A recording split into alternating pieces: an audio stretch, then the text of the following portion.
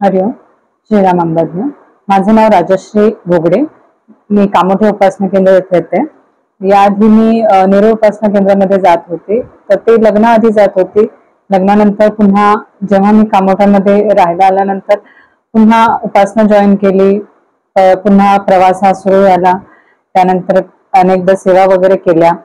मला माझ्या लग्नाआधीचा एक अनुभव आता शेअर करायचा आहे.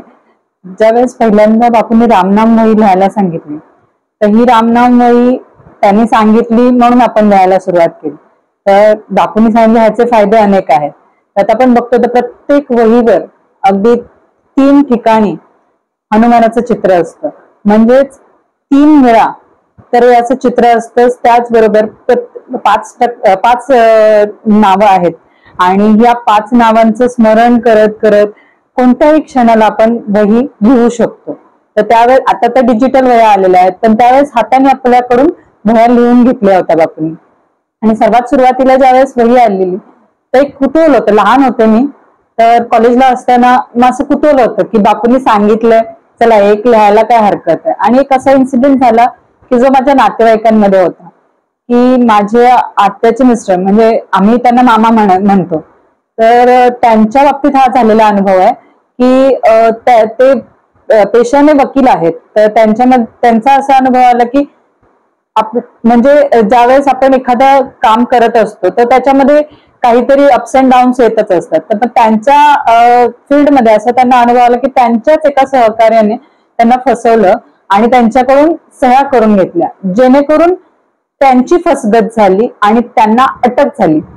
तर या कारणामुळे त्यांना अटक झाल्यामुळे मला तर ते विश्वासच बसेना की जी व्यक्ती आपल्याला जेव्हा पण कधी जातो शांत चित्ताने असणारी व्यक्ती असं काहीतरी गुन्हा कसा करू शकते. पण एक विश्वास होता की यांच्या हातनं असा काही गुन्हा घडणार नाही, कारण स्वतः पेशाने वकील आहेत आणि ही गोष्ट तर त्यांना माहित नसेल का की आपली फसगत होते. पण मनुष्य आहे, त्याच्या चुका होतच असणार. तो किती जरी त्या फील्ड मधला असला तरी त्याच्याकडून या चुका होतच असणार. मग चूक झाली, ठीक आहे, पण मला एक विश्वास होता की ही चूक जी झाली त्यांच्याकडून ती अनाहूतपणे झाली किंवा नकळत झालेली अशी चूक आहे किंवा फसगत आहे. तर ती फसगत ही जर मी बापूंना एकच बोलली की बापू, जर त्यांची जर चूक नसेल तर नक्कीच त्यांना त्यातून मुक्तता मिळावी. म्हणून मग मी काय केलं, वही लिहायला सुरुवात केली. आणि वही लिहिताना बापूंनी असं सांगितलं होतं की आपल्याला वही आपल्याच नावाने लिहायची अशी काही जरूरत नाही, आपण आपल्या नातेवाईकांच्या, मित्राच्यासाठी, कोणासाठीही आपण ती वही लिहू शकतो. मग मी ती वही लिहायला सुरुवातीला जे पान होतं तर त्या पानामध्ये असं आपल्याला मेन्शन करावं लागतं की पहिलं आपलं नाव, जे लिहिणाऱ्याचं नाव, आणि त्यानंतर कोणाच्या नावे आपण ती वही लिहितोय त्या व्यक्तीचं नाव. तर मग मी त्यांचं नाव लिहिलं आणि अक्षरशः वही लिहित गेले. सतत त्याच्यावर अपडेट्स येत राहत होते की असं होतंय, आज तसं होतंय, आज तसं होतंय. अटक केली होती, जेलमध्ये होते. पण इतकं म्हणजे विचित्र अनुभव की अशा व्यक्तीला, ज्याची काही चूकच नाही, अशा व्यक्तीला अटक केलेली आहे. मग ज्या वेळेस त्या वहीचं शेवटचं पान संपलं आणि मी चक्क वही बंद केली, त्या क्षणी मला असा निरोप आला की त्यांची जामिनावर सुटका झाली.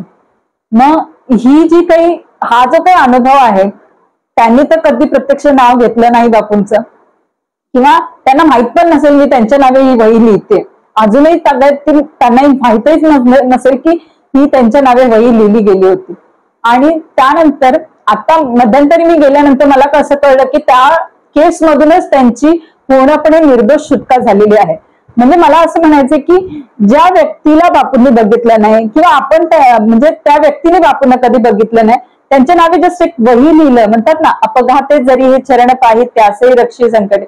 म्हणजे त्यांनी तर त्या व्यक्तीला बघितलं नाहीये बापूंनी पण, किंवा त्या व्यक्तीने बापूंचं नाव कधी घेतलं नाही, पण त्यांच्या नावे ती वही लिहिल्या कारणाने त्यांच्यामध्ये हा बदल झाला आणि त्यांची सुखरूप सुटका झाली.